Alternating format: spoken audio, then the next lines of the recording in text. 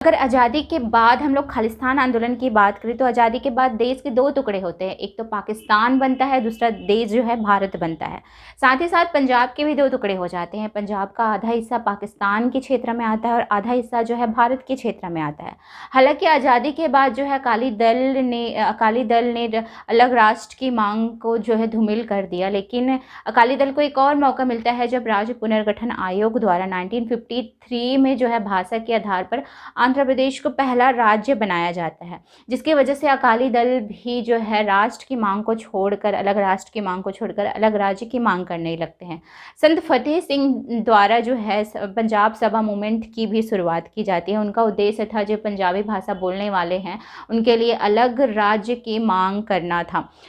ठीक उसी प्रकार जो है कई विद्रोह होते हैं, लेकिन राज्य पुनर्गठन आयोग ने उनकी इस मांग को स्वीकार कर दिया, जिसकी वजह से कई विद्रोह होते हैं, कई हिंसा होती है। लेकिन 1966 में जो है इंदिरा गांधी की सरकार ने जो है पंजाब को 3 हिस्सों में बांटने का फैसला लिया। एक हिस्सा जो है पंजाबी भाषा बोलने वाले या फिर सिख बहुल राज्य को पंजाब राज्य बनाया गया, वहीं हिंदू बहुल राज्य को जो है हरियाणा में मिला दिया गया और साथ ही साथ चंडीगढ़ को जो है दोनों की साझा राजधानी के रूप में स्थापित किया गया और जो हिली एरिया था उसे हिमाचल प्रदेश में मिला दिया गया।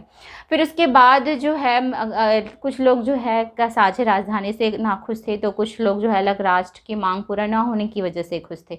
लेकिन एक और मुद्दा था जिसकी वजह से लोगों के मन में नाखुशी की भावना थी। वो मुद्दा था जी कि केंद्र सरकार द्वारा जो है सिंधु नदी की जो सहायक नदियाँ हैं रावी, सतलज और व्यास के मनमाने तरीके के बंटवारे की। एक्चुअली क्या हुआ कि केंद्र सरकार ने जो है सिंधु की सहायक नदियों का मनमाने तरीके से बंटवारा कर दिया और जिसकी वजह से 23% ही पंजाब इस्तेमाल कर सकता था। लेकिन वही जो है अकाली दल ने 1967 में जो है ये मांग उठाई कि जिस तरह से जम्मू एंड कश्मीर को आर्टिकल 370 के तहत अलग राज्य का दर्जा दिया गया है, विशेष राज्य का दर्जा दिया गया है, ठीक उसी प्रकार जो पंजाब को भी विशेष राज्य का दर्जा देना चाहिए। लेकिन वही 1967 और 1969 के आसपास जो है अकाली दल ने बढ़ चढ़कर चुनाव में हिस्सा लिया और कांग्रेस को कड़ी टक्कर दी। लेकिन 1972 के आसपास जो है अकाली दल जो है कमज़ोर पड़ता गया और कांग्रेस सत्ता में आई।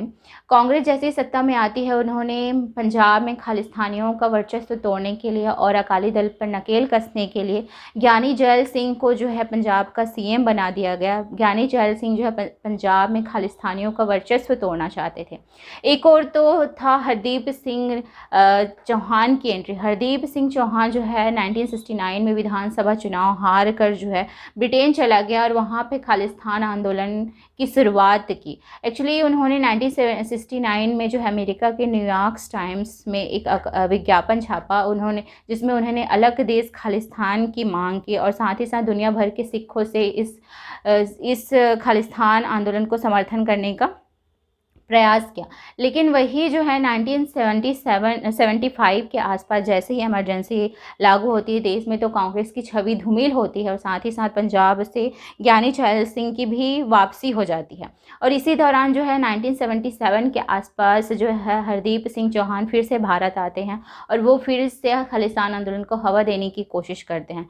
फिर 1979 में फिर से ब्रिटेन जाकर 1980 के आसपास ब्रिटेन में ही खालिस्तान नेशनल काउंसिल की स्थापना करते हैं और साथ ही साथ अलग देश खालिस्तान की घोषणा कर देते हैं। इतना ही नहीं, खालिस्तान डॉलर, पासपोर्ट साथ ही साथ ब्रिटेन और यूरोप जैसे देश में जो है अलग खालिस्तान दूतावास भी खोला गया। इस समय जो हरदीप सिंह चौहान जो है भिंडरावाले के संपर्क में आते हैं। अब आती है खालिस्तान आंदोलन में जनरल सिंह भिंडरावाले की एंट्री। स्टार्टिंग में कांग्रेस का सबसे बड़ा फेलियर ये था कि वो स्टार्टिंग में जो है जनरल सिंह भिंडरावाले को बढ़ चढ़कर समर्थन दे रहे थे।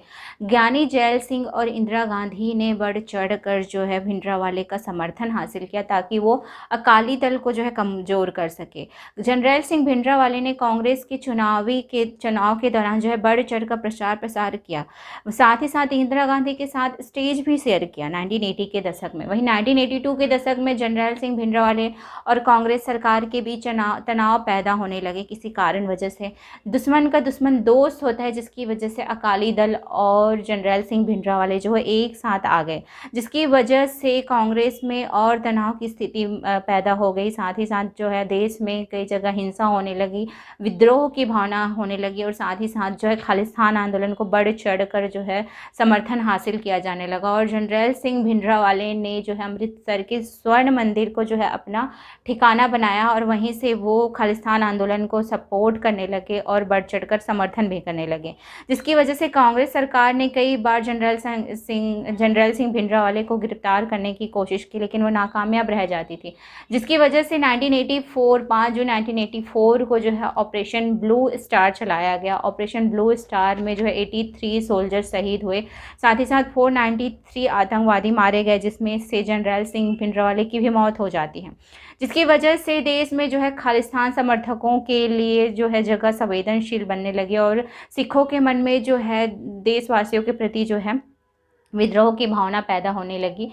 और जर्नैल सिंह भिंडरावाले की मृत्यु के बाद साथ ही साथ जो है 1 दशक से भी अधिक यह आंदोलन जारी रहा, जिसकी वजह से लोगों के मन में भी इसके प्रति उदासी की भावना उत्पन्न होने लगी, और ये आंदोलन जो है कमज़ोर पड़ने लगा। लेकिन विदेशों में जगजीत सिंह चौहान जो है ब्रिटेन में जो है खालिस्तान आंदोलन को जो है बढ़ चढ़ कर समर्थन करते रहे, और वहाँ से वो गतिविधियाँ संचालित करते रहे। लेकिन यह आंदोलन भी ज़्यादा दिन तक नहीं चला, उसका कई लोगों ने समर्थन भी नहीं किया, जगजीत सिंह चौहान का। फिर 1989 में जब राजीव गांधी की हत्या हो जाती है, तो उसका आरोप जो है जगजीत सिंह चौहान पर लगाया जाता है, जिसकी वजह से उनका भारत आने पर रोक लगा दी जाती है। लेकिन वही 2001 में अटल बिहारी की सरकार से माफ़ी नामा मिलने के बाद वो फिर से भारत आते हैं, और फिर से खालिस्तान आंदोलन को हवा देने की कोशिश करते हैं। लेकिन वही 2007 में उनकी हार्ट अटैक से मौत हो जाती है। हालांकि जो है भारत में खालिस्तान आंदोलन अभी कमज़ोर पड़ गया है, लेकिन कई टाइम जो है खालिस्तान आंदोलन जो है उठते रहते हैं। खालिस्तान आंदोलन को कई हिंसा से या फिर किसान आंदोलन से या भी कुछ भी घटनाएं होती है उससे जोड़कर जो है खालिस्तान आंदोलन को समर्थन दिया जाता है। अभी हाल फिलहाल में अमृतपाल सिंह जो है खालिस्तान आंदोलन के प्रमुख समर्थक है। ऐसा नहीं है कि सिर्फ भारत में आंदोलन है, विदेशों में भी खालिस्तान समर्थक मौजूद है, जैसे कि ब्रिटेन, कनाडा, यूएसए, ऑस्ट्रेलिया में भी जो है खालिस्तान समर्थक जो है वहाँ से खालिस्तान आंदोलन की गतिविधियों को संचालित करते हैं। जैसे कि ऑस्ट्रेलिया में हिंदू मंदिरों को तोड़ा जाता है, साथ ही साथ वहाँ की हिंदू मंदिरों की दीवारों में जो है खालिस्तान समर्थक के नारे लिख दिए जाते हैं। वहीं नेशनल इन्वेस्टिगेशन एजेंसी की एक रिपोर्ट प्रकाशित की, उसमें उन्होंने कहा कि खालिस्तान संगठन में जो है Khalistan justice, Sikh for justice, और साथ ही साथ बब्बर खालसा, खालिस्तान टाइगर फोर्स जैसे संगठन जो है भारत की कुछ एनजीओ को फंड प्रोवाइड करते हैं, ताकि वो भारत में जो है आतंकवादी गतिविधियों को जो है संचालित कर सके। और यह फंड जो है America, Canada, USA, Australia, Germany, France से जो है दिया जाता है।